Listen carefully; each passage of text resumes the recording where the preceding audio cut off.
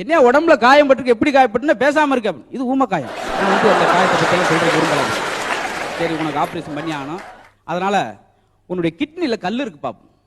Sir நீ என்ன வேணாலும் செய்யுங்க, அந்த கல்லை மட்டும் எடுத்துறாங்க. ஏன்? அது ராசி கல்.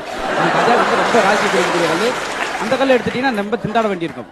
அப்புறம் இவன் கேட்கிறேன் டாக்டர் பார்த்து, ஏன் டாக்டர் கடவுள் வந்து மனுஷனுக்கு 2 கிட்னியை படைச்சிருக்காரு, ஒண்ணு நாங்க எடுத்துக்கிறதுக்கு தான்.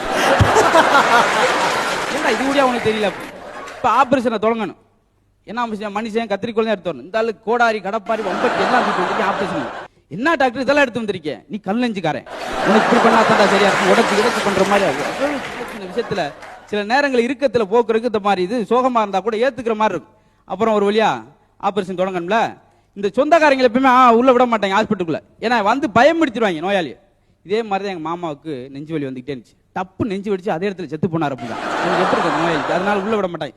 சொந்தக்காரங்களை எல்லாம் வெளியே போங்க, 4 பேர் இருந்தா மட்டும் போதும் அப்படின்னு இருக்கான். ஏன்னா அவங்க தூக்கிட்டு போற கடைசியில் ஒரு வார்த்தையிலும் பயமுடுத்தாங்க. அடே அப்பா, அன்னைக்கு ஒரு ஆளு கேட்டிருக்காரு, என்னங்க மாடு சரியா கறக்கலைன்னு சொல்லி டாக்டர்கிட்ட போனீங்களே. ஆமா, டாக்டர் நிறைய கறந்துட்டான். பாலை சொன்னா அந்த பணத்தை கறந்துருக்கான். ஒன்றும் முடியாது. இன்னும் சிலர் வித்தியாசமா இருக்கும். அன்னைக்கு ஒரு ஆள் போய் டாக்டர் சொல்லிக்காரு, எங்க மாட்டுக்கு வகுத்தாலையா போகுது அப்படின்னு.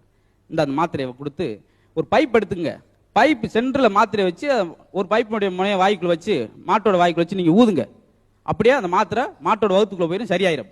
இவன் ரெடியா போய் ஒரு பைப்பை வச்சுட்டு எல்லாம் வேலை செஞ்சுட்டு மறுநாள் கதறி அடிச்சு ஓடி அந்த கண்ணெல்லாம் வீங்கி போய், என்னப்பா என்ன